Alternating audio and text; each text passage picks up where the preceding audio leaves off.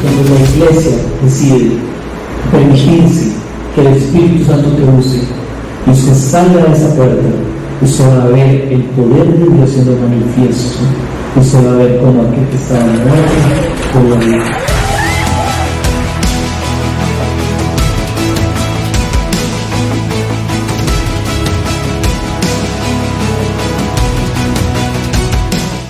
Mis hermanos, se acordarán que estamos en una serie acerca del descanso en Jesucristo, ¿verdad? ¿Recuerdan eso? Nuestro pastor Derek comenzó la semana pasada hablando de este tema y hoy les quiero contar que vamos a hablar sobre un tema muy bonito. Cuando Derek me dio este tema, yo le decía a Derek, sentía que era muy simple. Y Derek me dijo, estúdielo, llévelo más a fondo. Y cuando llegué a estudiarlo me di cuenta de lo increíble que es. Espero que para usted sea igual. El mensaje se llama Id a Él o Id al Señor. Toda religión o todo credo en la faz de la tierra, con excepción del cristianismo real, se basa en obras humanas. Es un hecho, mis hermanos. Pablo a esto le llama rudimentos del mundo. Es como decir el ABC, algo que es elemental, simplista, no simple, simplista, y diseñado por hombres. Porque en esencia la salvación para todos estos credos se basan en qué tan bueno soy yo, cuántas obras hice, para ver si Dios o los dioses o el universo, como la gente le quiera poner, tiene piedad de mí y no voy a un castigo eterno.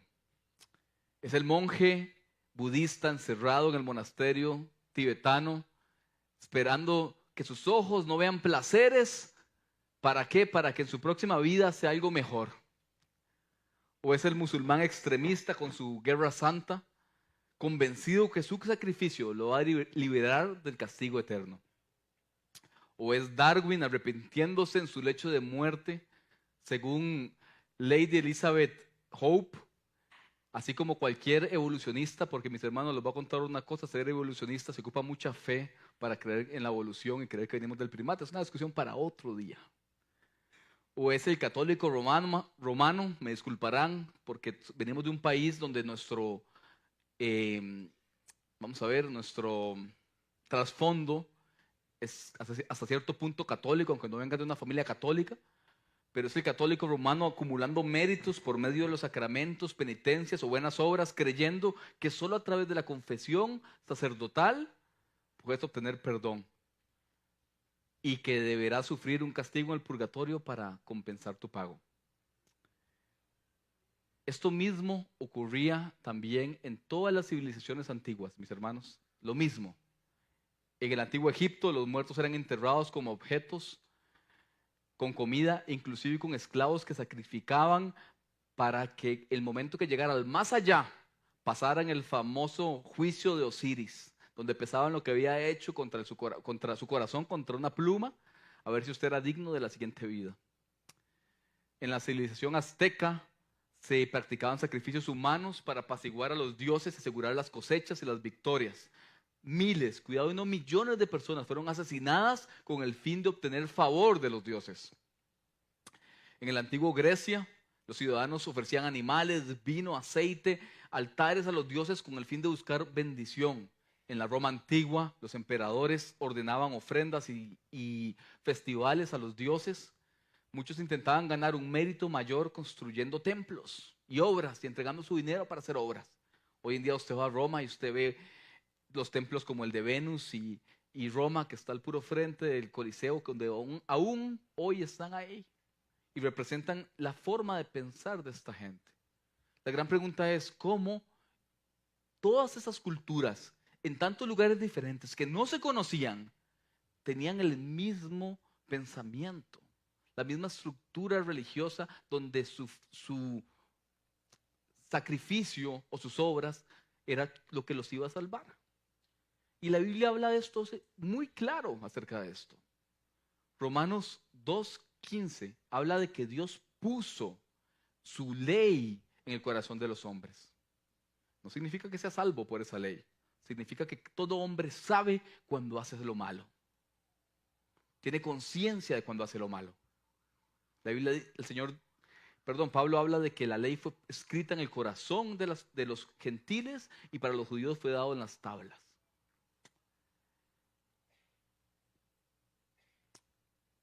Así que esta misma estructura religiosa de ese tiempo pasaba lo mismo en el tiempo de Israel de Jesús. Lo mismo. Los fariseos y los líderes religiosos imponían cargas pesadas espirituales sobre los hombros del pueblo. Hay un capítulo entero de la Biblia, Mateo 23, donde Jesús es muy duro con los fariseos por lo que ellos hacían, porque ellos ponían cargas pesadas sobre la gente. Y quiero que se imagine este momento. Bueno, antes de eso, los fariseos estudiaban, los fariseos, los escribas y los saduceos también, un poquitito, estudiaban la ley a fondo, la ley de Moisés, la Torá, el Pentateuco. Y ellos estudiaban desde el Éxodo 20, estudiaban las tablas, se dividían en tres. Estudiaban las tablas de los mandamientos que Dios le dio a Moisés. Por otro lado había unas leyes morales. Y por otro lado habían leyes que eran más de sacrificios o, digamos, sacrificiales, digamos. Y esos hombres estudiaban y cada día ponían normas cada vez más duras para la gente, más estrictas. Porque no entendían que la ley era solo un espejo moral que Dios había puesto para entender que nadie es digno de la salvación, mis hermanos. Nadie podía ser salvo. Expone la incapacidad que tenemos todo ser humano del estándar divino y cómo necesitamos absoluten un Salvador que vendría de afuera que nos salvara.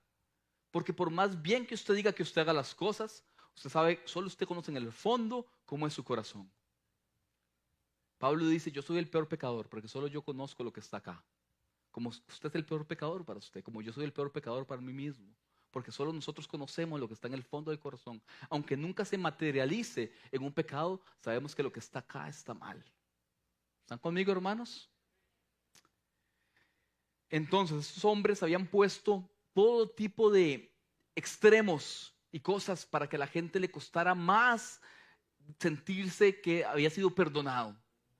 Usted va a Mateo 23, ellos diezmaban inclusive de las hierbas más mínimas, de la menta, del eneldo, del comino, diezmaban, separaban, como que usted agarre la sal y saque el 10% para entregárselo a Dios. Y ellos establecían reglas detalladas de cómo se debía comer y cómo se debían lavar las manos. Usted lo puede ver en Marcos 7. Y convirtieron el templo del Señor. Usted recordará esa historia, cuando Jesús llega y bota las mesas, porque han convertido el templo del Señor en un mercado. Y cuando venía el tiempo del sacrificio, ¿sabes qué habían hecho? Ellos habían creado una moneda que solo se consumía en el templo, así que la gente llegaba con su animal para ser sacrificado y ellos decían, ese animal es impuro, tienes que comprar uno de los que están en el templo. Y por eso el Señor se enoja. Mientras tanto, el pueblo estaba oprimido por los romanos, por los invasores. No les alcanzaba el dinero ni para pagar los impuestos. Había pobreza y desesperanza en todo el pueblo. Eran humillados constantemente por los romanos. ¿Sabe? Había una ley romana que si un general romano, un soldado romano ocupaba algo de cualquier persona, no importa si Moisés estaba trabajando en lo que él estaba trabajando, llegaba un soldado romano y le decía a Moisés, lleva mi escudo y lleva mis cosas hasta Jerusalén. Moisés tenía que dejar lo que sea que estuviera haciendo y tenía que ayudarle. Y en esa humillación vivían ellos. Y las enfermedades se propagaban cada vez más en el pueblo. Antes de la venida del Señor, Alejandro Magno había hecho caminos entre los pueblos, lo cual después al cristianismo le sirvió mucho porque los cristianos predicaban en esos caminos. Pero también era la manera en que muchas plagas y enfermedades llegaban a Israel. Y usted estaba propenso a morirse en cualquier momento. Una infección de cualquier cosa era prácticamente una sentencia de muerte, mis hermanos. Y con todo esto, aparte de toda esta vida, estos hombres ponían estas cargas pesadas que los oprimían espiritualmente. Ellos se sentían que aparte de todo esto que vivían, estaban condenados al castigo eterno, porque no podían cumplir la ley. ¿Están conmigo, mis hermanos? De hecho, que los fariseos y los escribas tenían muletillas religiosas. Ellos decían esta frase: venid a la ley, o tomad el yugo de la Torá, que significaba sométanse al estudio, al cumplimiento de la ley, pero lo decían de forma de juicio, de carga, para que la gente se sintiera cargada y que sabía que no podía cumplir con este montón de normas que ellos iban creando. De hecho, hay muchas referencias acerca de esta palabra. Usted va al Mishnah, que es parte del Talmud, el famoso Talmud judío, que hay dos, por cierto. Usted escucha palabras como estas. El Rabí Ben Hakana decía: quien acepta sobre sí el yugo de la Torá, se quita el yugo del gobierno y el yugo del trabajo. Y usted va a encontrar esto mismo en el Talmud babilónico, en Eclesiástico, no Eclesiastés, mis hermanos. Eclesiástico es un libro que es de ese tiempo, pero no es parte del canon bíblico. Creo que en la Biblia católica está, creo, no sé. Pero usted va a encontrar muchas referencias a esto. Al venid a la ley, o tomad el yugo de la Torá. Y en ese contexto, un pueblo oprimido, humillado, trabajaba sin cesar, sin esperanza, que no sabía si mañana iba a morir de una enfermedad, y para peores, que se sentía condenado espiritualmente. En ese contexto, en ese escenario, aparece el Señor. Aparece Jesús. Y la Biblia dice, Mateo 9, que el Señor vio a la multitud, vio a la gente. ¿Y sabes qué? Sintió compasión de ella, porque los vio como ovejas sin pastor. Y le quiero hacer un paréntesis. Cuando esa palabra compasión que la Biblia dice, es como que, no sé si usted le ha pasado alguna vez que tiene un shock muy grande en su vida, que de pronto estabas tranquilo en tu casa o en tu trabajo y te dan una muy mala noticia, alguien falleció o algo muy difícil, y te duele el estómago y no quieres comer, y eso que te golpea desde el estómago para adentro. Eso es lo mismo que sintió el Señor cuando vio a todos, cuando nos vio a nosotros como ovejas sin pastor. Él sintió que algo de adentro le molestó tanto. Dice la Biblia que tuvo compasión de ellos y comenzó a sanar y a predicar, porque la gente necesitaba escucharlo. Y en ese contexto, mis hermanos, vamos a Mateo 11:28, y ahí es donde este es los versículos claves o la porción clave de este mensaje. Dice: venid a mí todos los que estéis cargados y trabajados, y yo os haré descansar. Llevad mi yugo sobre vosotros, aprended de mí, que soy manso y humilde de corazón, y hallaréis descanso para vuestras almas, porque mi yugo es fácil y ligera mi carga. Y Jesús se atreve a sustituir la frase de los fariseos que tenían por siglos ya, que era venid a la Torá. Se los dije ahora, ¿verdad? Y Jesús lo cambia, ¿por qué? Venid a mí. Y los fariseos decían, tomad el yugo de la Torá. Y Jesús lo cambia por llevad mi yugo. Aquí está el Cristo, el antitipo redentor. Acá todas las promesas de la Biblia se cumplieron en Él, mis hermanos. Quiero que entienda eso. Se cumplieron en la persona de Jesucristo. Y aquí está el antitipo redentor cumpliendo perfecta, que el único que cumplió perfectamente la ley, cambiando la ley por Él. Porque Él vino a sustituir también la ley. Porque ahora somos salvos por gracia, no por obras, ni por ley. Porque nadie podía ser salvo por eso, sino por la gracia que vino solo a través de Jesucristo, mi hermano. Así que Él dice, tomad, venid a mí. Ya no a la Torá, ya no a la ley.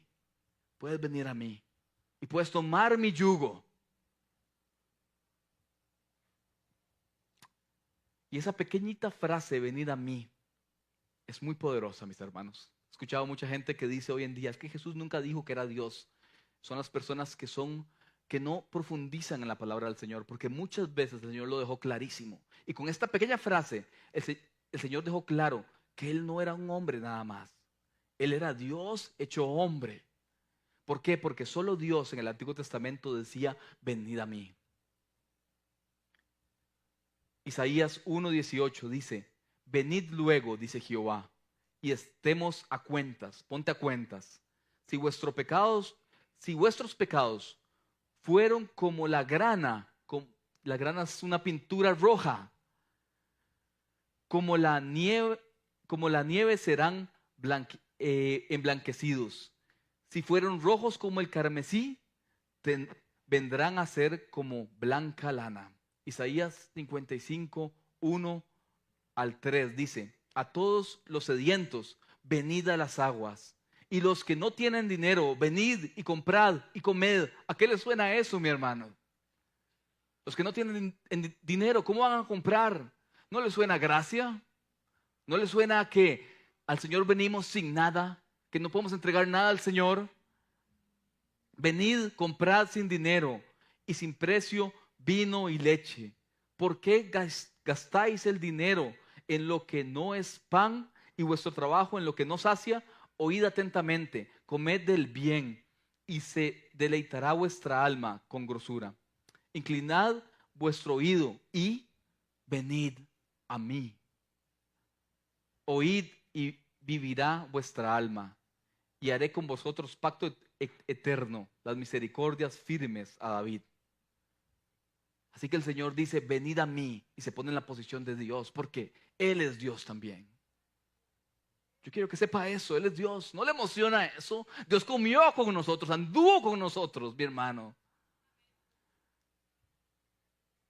Y es un llamado, no solo, primero un llamado para decir que Él es Dios y marcar algo tan importante como eso, sino también es un llamado personal. A diferencia de los fariseos, que ellos decían las cosas de manera orgullosa, con juicio, cuando se mezclaban con la gente. Jesús dice, venid a mí. De una forma personal, vengan conmigo. Dios se muestra a través de Jesús como cercano, como un Dios personal e infinito. Usted no va a encontrar nunca esa combinación en ningún tipo de credo o deidad de este mundo. Porque eran los dioses allá infinitos que nadie tenía relación con ellos, o una gente o alguien que decía que era Dios y era personal pero se moría. Y aquí tienes al Dios personal e infinito. Y eso es muy poderoso, mis hermanos. Y Él caminó con nosotros y comió con nosotros y nos conoció hasta lo más profundo y vio los pecadores que somos. Y sabiendo todo eso, tuvo compasión con nosotros y nos invita a venir a Él. ¿A quiénes? A los que estamos cargados, trabajados y cargados. A los que están agobiados por el legalismo fariseo del tiempo, aquellos que tenían tanta culpa y estaban tan cargados por lo que estaban viviendo, que sabían que no podían agradar a Dios de ninguna manera, que no podían, porque sus medios humanos no se los permitían, porque no les alcanzaba para hacerlo. Yo no sé usted, mi hermano, pero ese soy yo. Y si usted conoce a Cristo, ese es usted también. Porque cualquiera que conoce a Cristo y ha estudiado la ley del Señor, sabe que no somos dignos de nada. Estamos aquí por gracia solamente. Solamente. No merecemos nada, mis hermanos, nada. Y Él nos dio todo. Nos estábamos ahogando hasta que Él nos sacó. Y después dice, ¿a qué? Para ser descansados, para el descanso. Un descanso profundo, espiritual. Saber que la salvación eterna estaba ahí. Que podemos pasar cualquier problema en este mundo. Es saber que hoy me puedo morir y mañana y esta misma noche estaré cenando con el Señor allá. Si usted es cristiano, usted tiene que decir, tiene que vivir y saber que eso es una realidad en su vida y celebrarlo como nunca y gozarse en eso. Porque es lo más poderoso. Es el mensaje más importante de toda la historia, mi hermano. Dios tuvo piedad por nosotros y se hizo hombre por nosotros para que tuvieras vida eterna. ¿No te emociona eso?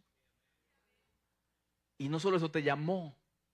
Y cuando leímos Isaías ahora 1:18, Isaías 55, 700 años antes, Dios habló. Y usted se da cuenta que el Dios perdonador que decía, ven, comed, tomad, sin pagar nada, de gracia, es el mismo Dios que dice ahora, venid, venid, venid a mí y yo te haré descansar. ¿Se da cuenta que Dios no cambia, mi hermano? No cambia, es el mismo siempre. Siempre ha sido el mismo y será el mismo. Y podemos descansar en su gracia y saber que si mañana salgo ahí y me atropellan, sé con quién me voy. Llevad mi yugo sobre vosotros, aprended de mí, que yo soy manso y humilde de corazón, y hallaréis descanso para vuestras almas. Llevad que su yugo, el símbolo de carga. Todos conocemos lo que es un yugo, es casi un símbolo patrio para nosotros. Todos lo han visto, ¿verdad? Es estas dos piecitas que tienen como una U invertida, que se ponen los bueyes para ir al campo y preparar el campo para cultivar. El yugo que los fariseos hablaban era un yugo de opresión, donde compartías tu yugo con la ley y nadie le puede llevar el ritmo a la ley, ¿verdad? Nadie podía cumplir con la ley. ¿Sabe? Y Jesús viene a cambiar eso, a transformar eso. Porque Jesús vino a transformar todo, mi hermano. Porque era el cumplimiento de todo, de todo. Y Él viene a cambiar ese yugo por el yugo que es con Él. Un yugo personal, que yo voy con Él.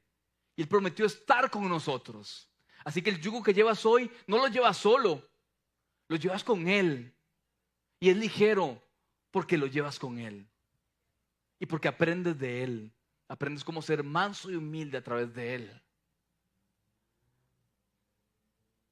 El Señor dice, aprended de mí, que soy manso y humilde. Y cuando dice manso, quiere decir, ¿sabe qué? No es débil.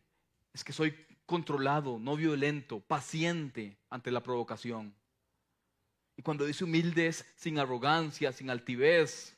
Y de corazón quiere decir que de lo más interno sale para afuera.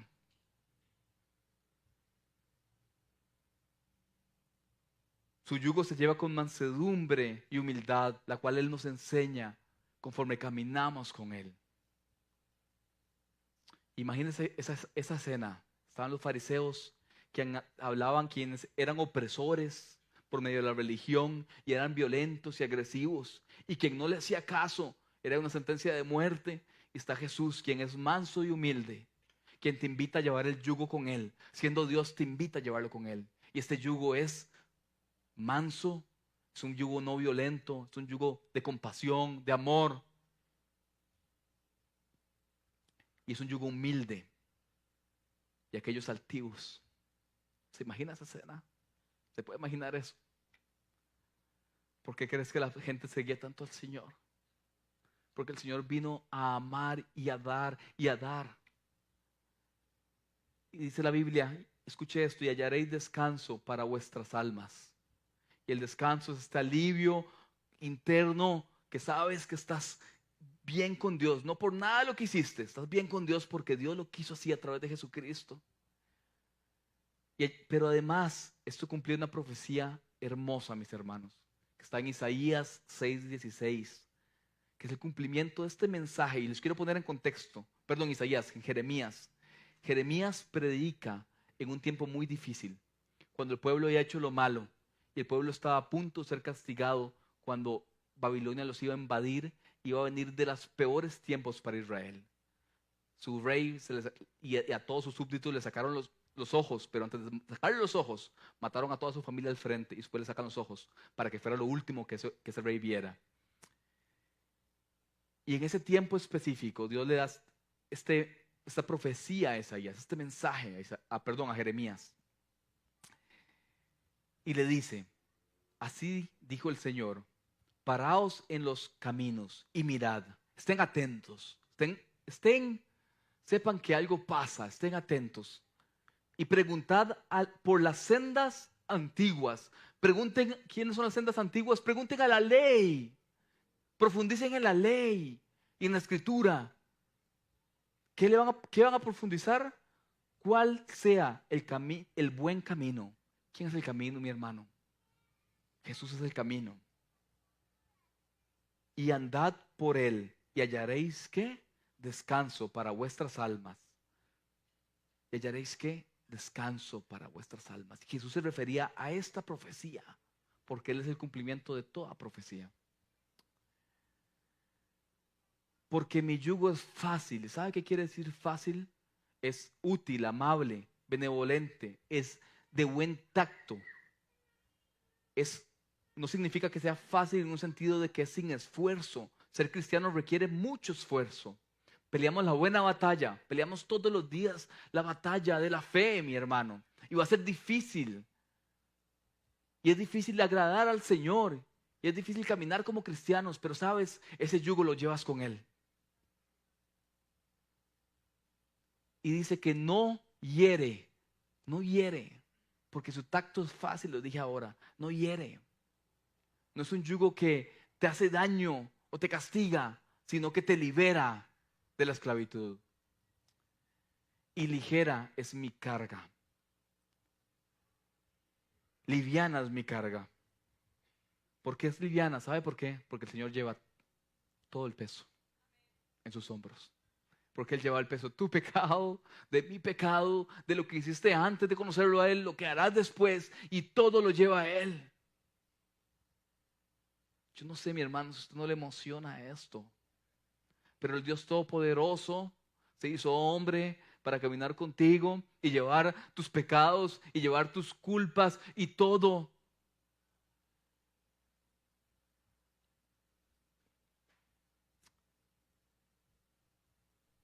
Y no es una carga que destruye, sino una carga que transforma vidas. Y conforme caminas con Él, va a ser difícil, pero tu vida va a ser transformada.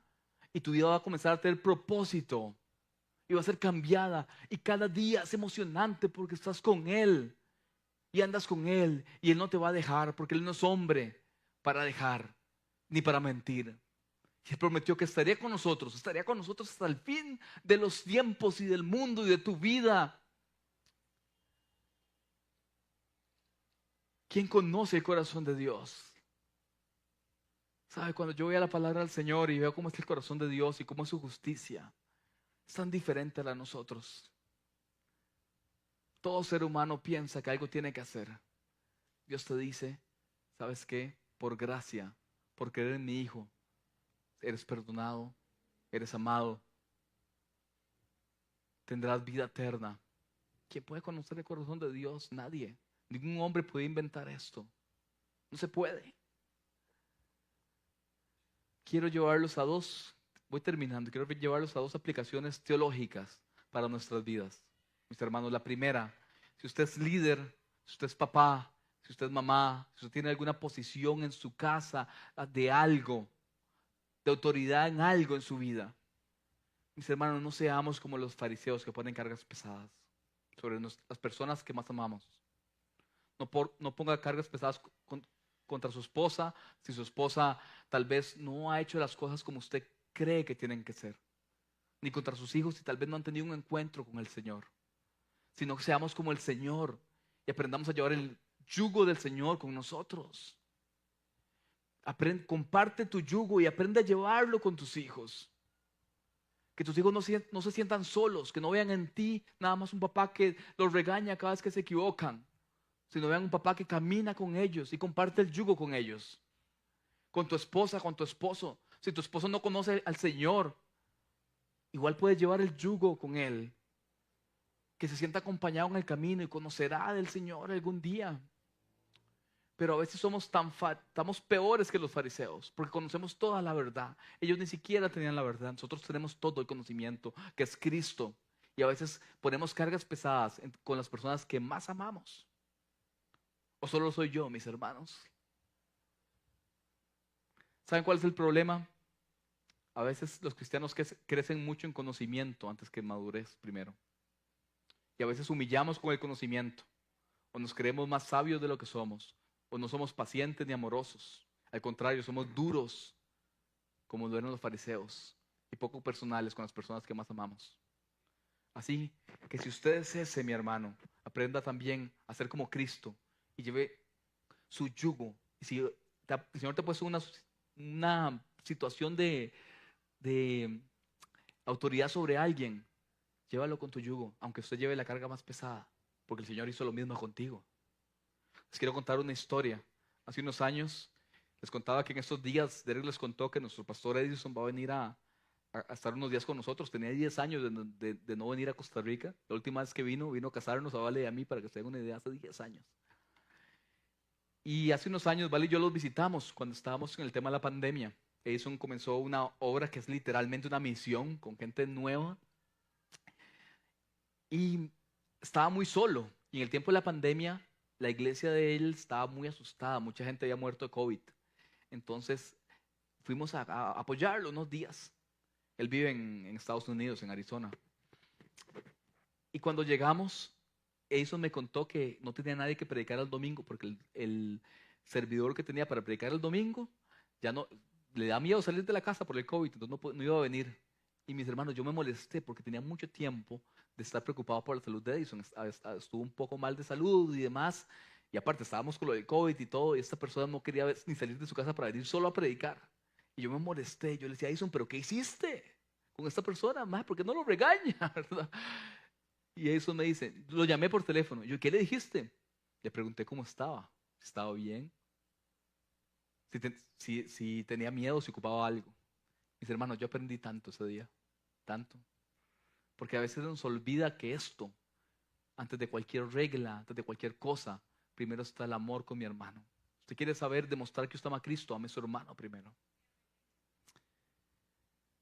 Y quiero terminar con esto, tal vez para los que son más nuevos, para los que se sienten culpables o sienten que no son merecedores de nada, mis hermanos. Hace unos años mi esposa y yo tuvimos la oportunidad de estar en un Shabbat en Jerusalén. Un Shabbat es el día de descanso de ellos. Y el viernes en la tarde, como a las 4 o 5 de la tarde, una ciudad tan concurrida, llena de carros, de trenes, de ruido, de comercio, de pronto todo el ruido se apaga. Todo se apaga. Toda la calle se apaga, los carros se paran, los trenes se paran, todo se queda callado por un momento. Y empieza el Shabbat, el tiempo de descanso, el día de descanso para ellos. Es un silencio profundo, mis hermanos. Y es impresionante ver cómo una nación entera para su ritmo.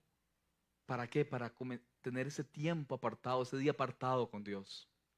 Y eso que no tienen la revelación, no conocieron a Cristo, mis hermanos. Pero que es aún más impresionante entender que eso es solo un descanso físico.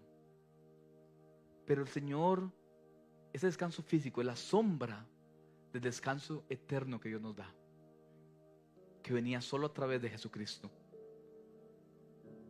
Usted y yo que lo conocemos a Él, usted y yo que conocemos quién es Él y conocemos cómo es Él, y aquellos que respondimos a su llamado, podemos disfrutar del descanso que no termina, no es un día a la semana, son todos los días, porque sus misericordias son nuevas todos los días. Cada día que te levantas tienes perdón de Dios y Él carga de eso. Cada día que despiertas, sabes que Él está contigo, que el descanso que Él trajo a tu vida es la certeza de que fuimos perdonados por su sangre y que Él cargó nuestro yugo, mi hermano, y que no hay condenación para tu vida. Ya no corremos, sabes, a ganar el favor de Dios. Ya no, ni vivimos esclavos de nuestras propias obras. En Cristo encontramos el verdadero reposo en quien descansar. Un reposo espiritual que transforma nuestra manera de vivir totalmente, porque hoy en día confiamos y caminamos cada día con Él. Le quiero leer algo. El Señor va, muere, resucita, se va, asciende al cielo, el Espíritu Santo viene y la iglesia comienza. Y Hebreos 4, 9 al 10 dice: por tanto, ¿queda un reposo para el pueblo de Dios? ¿Queda algún tipo de reposo? ¿Queda algo para el pueblo? Ese reposo es Jesús. Y es el reposo eterno. Ya no es un día. Ya el Shabbat pasó. Es todos los días, mis hermanos. Porque Él Porque el que ha entrado en su reposo, aquel que acudió a Él, aquel que escuchó, venid a mí, y fue a Él. ¿Sabes qué? Aquel que respondió a su llamado, dice, también ha reposado en sus obras. ¿Sabes qué? Descansa en la obra de su Redentor. No en las obras que puede hacer, sino que descansa en lo que Él hizo. No es por sus propias obras, mis hermanos. Sus obras solo son un reflejo de su salvación. Pero aquel que es salvo, ¿sabe qué? Nunca perderá esa salvación, nunca la perderá. ¿Es una licencia para pecar? No, mi hermano, no es una licencia para pecar. Es aquel que conoce a Cristo, sabe que vive agradecido todos los días y no peca por agradarlo a Él, porque entiende su sacrificio, porque entiende lo glorioso, lo grande, porque aprecia el yugo que el Señor lleva, porque sabe que el Señor que ama es un Señor bueno y misericordioso, y volvería a venir por ti otra vez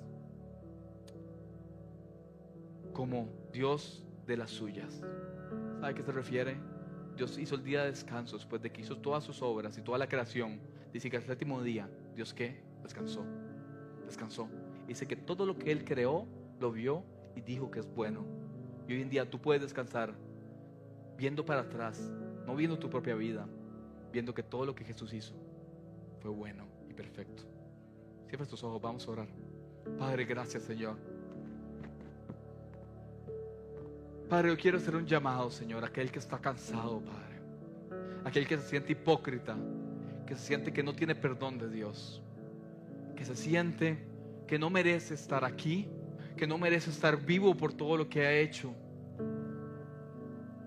Padre, para aquel que aunque haya recibido al Señor, cree que no es merecedor de nada.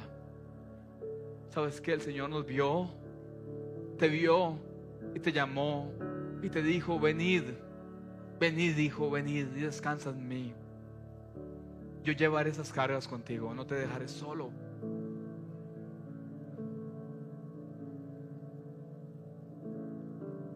Si eres aquel que tal vez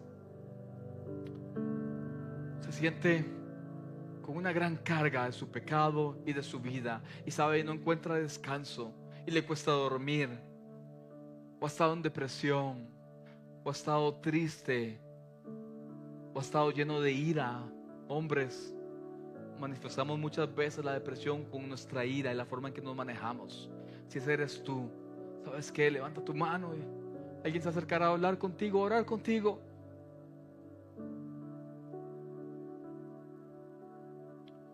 Si eres un cristiano que tal vez, ¿sabes? Sientes que no es suficiente, sientes que no eres suficiente, levanta tu mano, alguien se acercará a orar contigo. ¿Sabes? No desprecies un llamado, porque no sabes cuándo no estás acá. Mañana puede que no estés, mi hermano. Si eres aquel que ha puesto tal vez cargas pesadas sobre otros, levanta tu mano y alguien se acercará a orar por ti.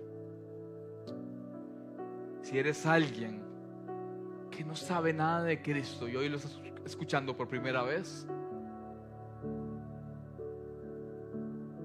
pero sí, no sabes nada de Cristo, pero tu corazón está lleno de cargas, está pesado y está duro, puedes levantar tu mano, porque solo en Cristo hay salvación, mis hermanos. Solo en Cristo hay perdón. Solo Cristo te puede hacer libre, te puede hacer descansar.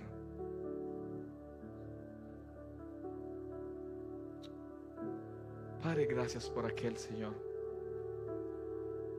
que escucha tu llamado y va a ti, Señor.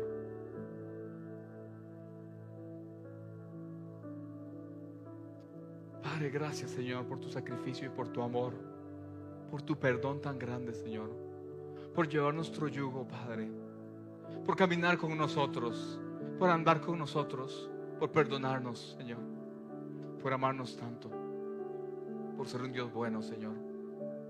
Perdona nuestros pecados, Señor. Ayúdanos a ser cada día más como tú, Señor. Y poder ser un día, Señor, un reflejo tuyo, Señor. En el nombre de Jesús, amén.